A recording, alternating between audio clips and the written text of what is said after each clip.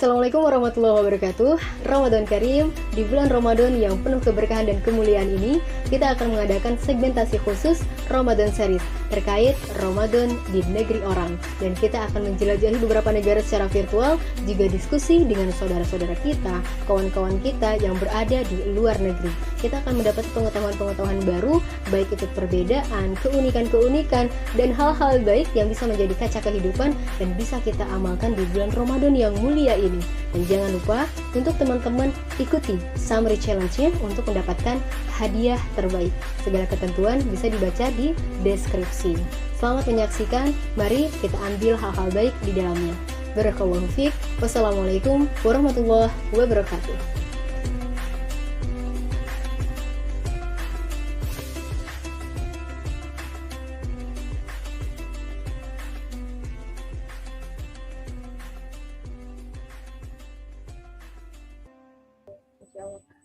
Banyak ini ya, maksudnya banyak hal baik yang bisa dicontoh buat kita di sini.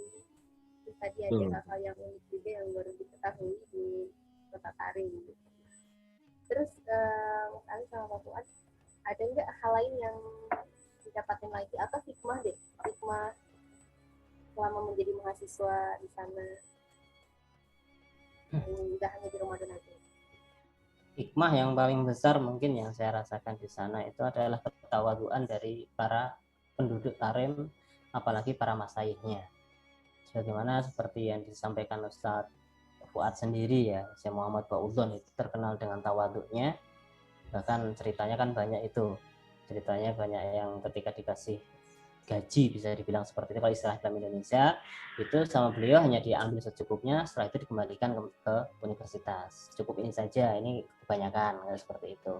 Bahkan Syekh Muhammad Ba'udhon sendiri terkenal dengan apa? Tuh, suka bayarin hutang anak-anak Indonesia itu. Biasanya suka hutang di bakolah itu malah justru ketika kita mau bayar hutang kita itu biasanya malah dibilang bahwasanya hutang kita sudah dibayar sama Syekh Muhammad, ya seperti itu. Dan untuk orang-orang yang berilmu tinggi itu kadang kita tidak bisa membedakan dengan orang-orang awam itu, karena kita nggak bisa membedakan. Karena apa? Karena saking mungkin sama dari segi bentuk, dari segi pakaian itu sama. Jadi nggak saya bermewah-mewahan dengan baju yang bagus, kemudian imamah yang tinggi, enggak. Jadi kita nggak bisa membedakan. Ketika kita bertemu dengan Syekh Muhammad Ba'udhon sendiri, saya yakin orang yang nggak pernah bertemu dengan beliau paling menganggap ini orang tua biasa paling. Ternyata apa? Ternyata mufti besar. Ternyata salah satu dosen saya masayih di Masjid Ahqaf, di Universitas Ahqaf, juga masayih di Ribat Tarim. Bisa dibilang seperti itu. Itu yang paling berkesan bagi saya. Dan juga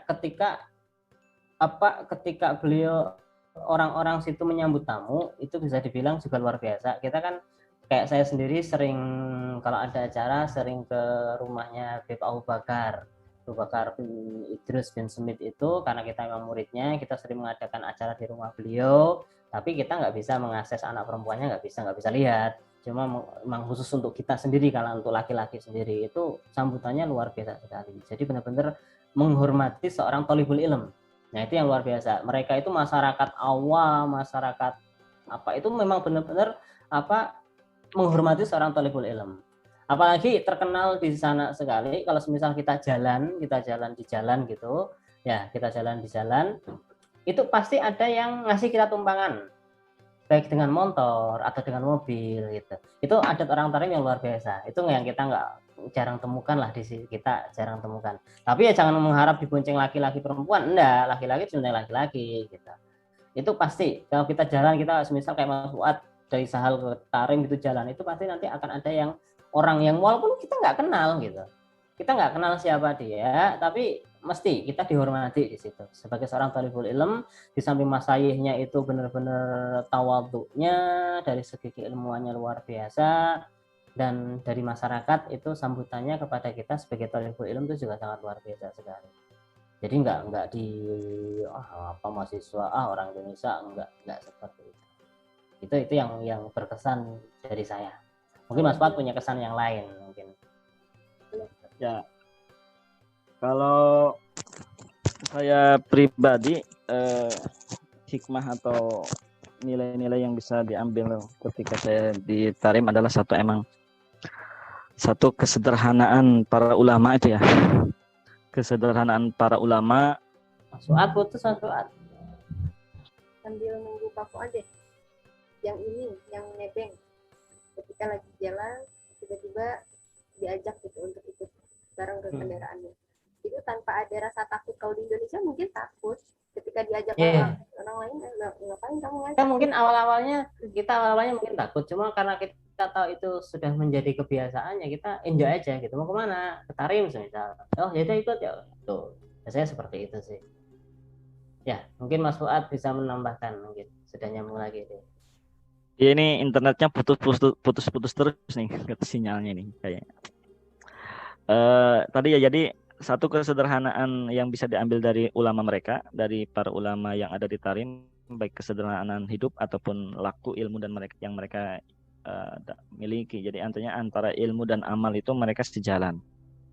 Jadi tidak jomplang antara dua aspek tersebut.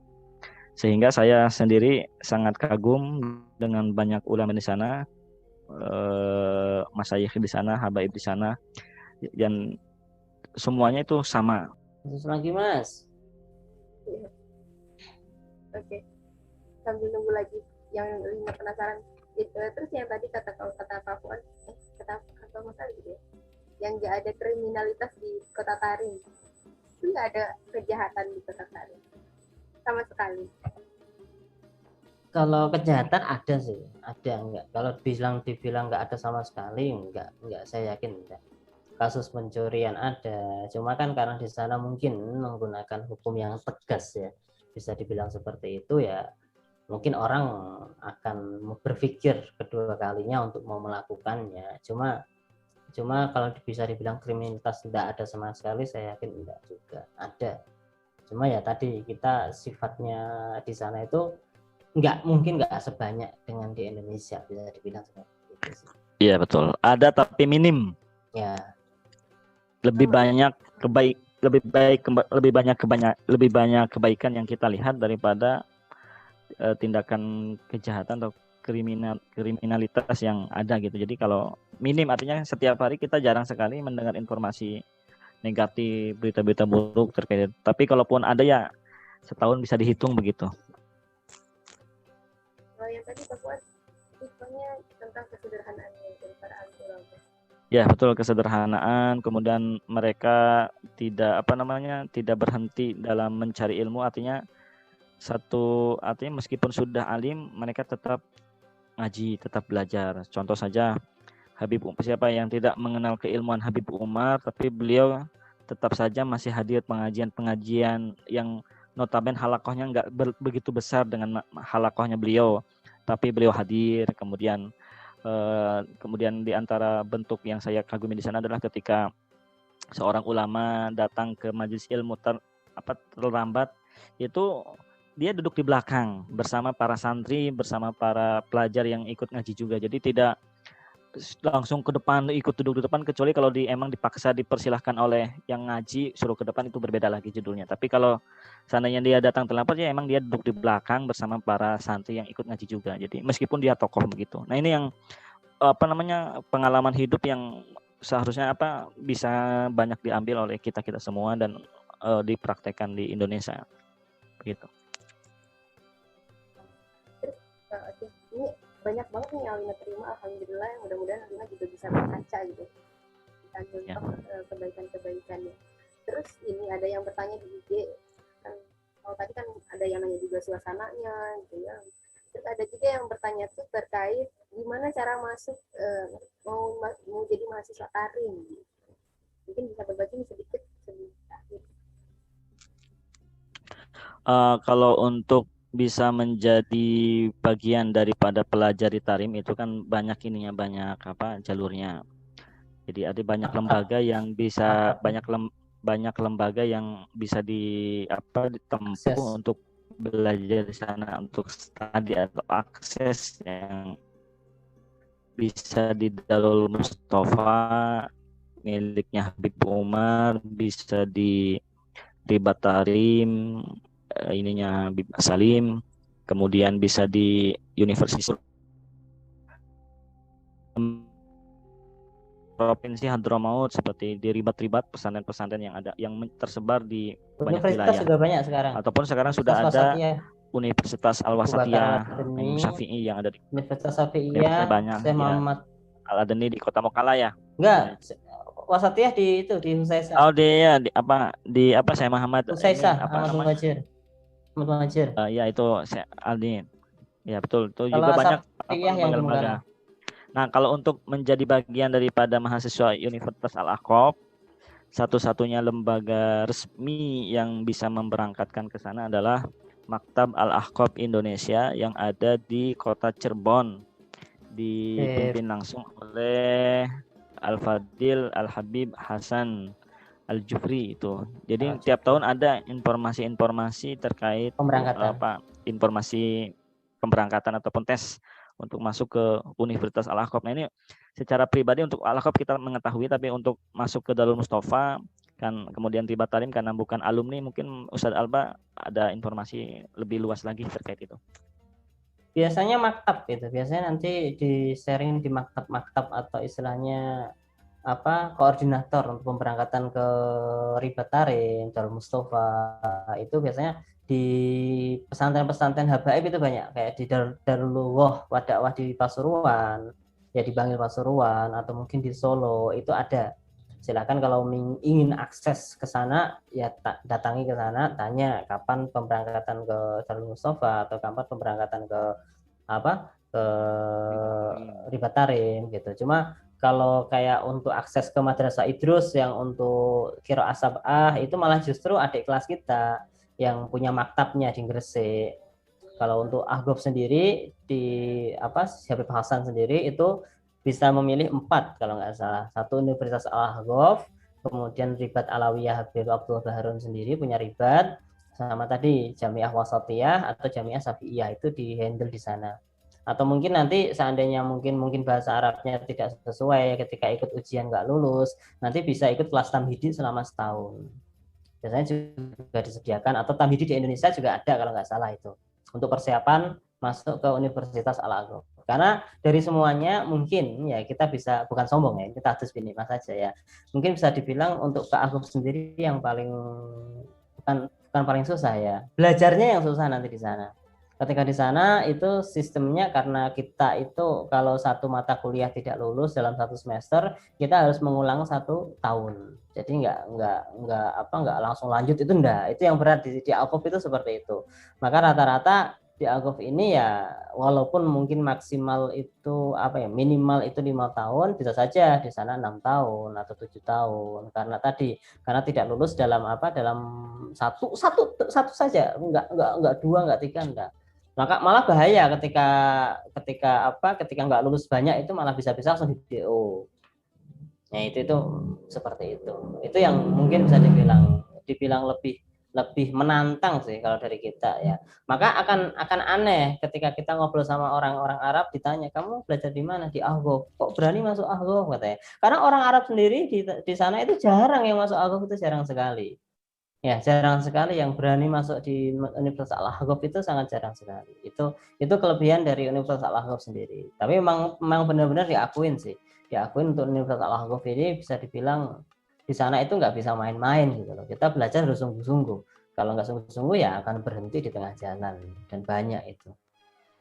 Dan itu beasiswa Itu yang mungkin full atau bagaimana?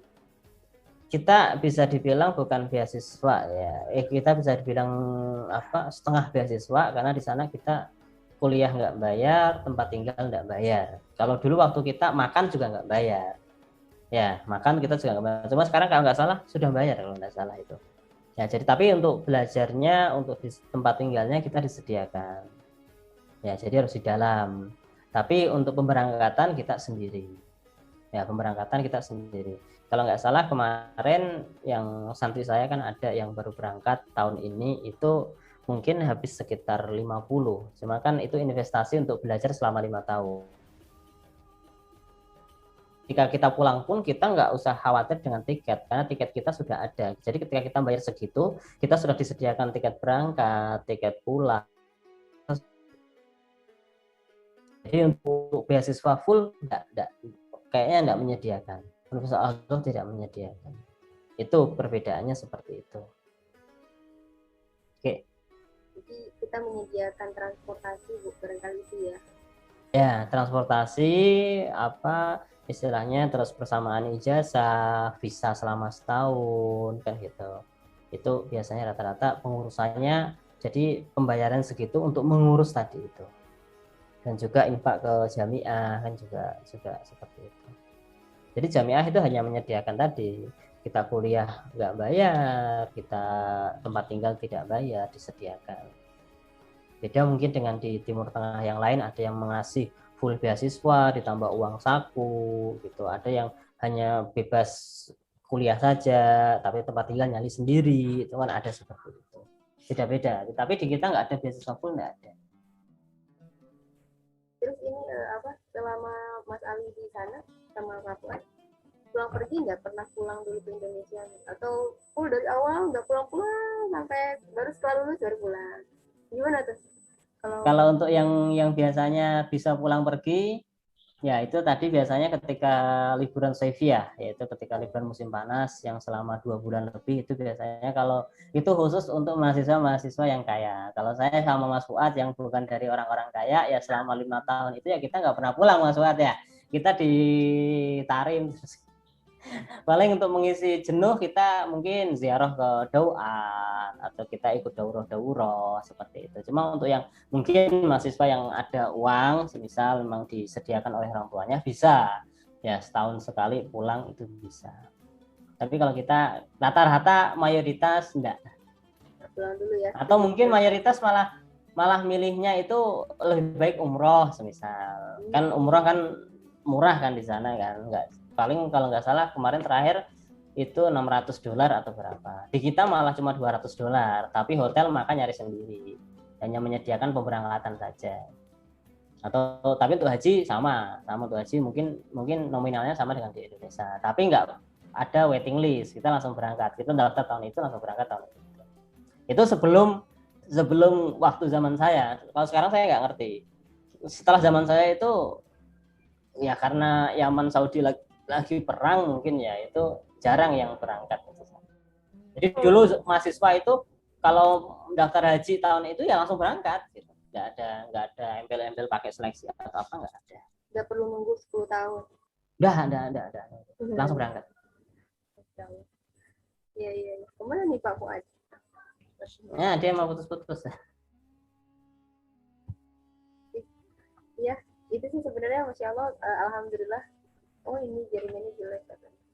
Ya itu alhamdulillah ya, Pak Mas Ali, Pak Fuad, terima kasih banyak nih sudah komunitas sudah berbagi terkait suasana Ramadan di Tarim, terus bagaimana kebaikan masyarakat Tarim, terkait ketawaduan, juga kesederhanaan, ini juga menjadi satu kaca kehidupan ya untuk kita teman-teman yang mungkin yang nonton video saat ini. Alhamdulillah itu barangkali ya, Mas Ali sama Fuad, terima kasih banyak. Ada yang mau sampaikan lagi nggak? Sudah, kalau saya sudah. Oke, ya. Selamat kembali beraktivitas, mudah-mudahan sukses selalu di apa-apa yang dihadapi. Itu barangkali ya, kita akhiri. Assalamualaikum Pak Fuad dan Ali. Waalaikumsalam warahmatullahi wabarakatuh.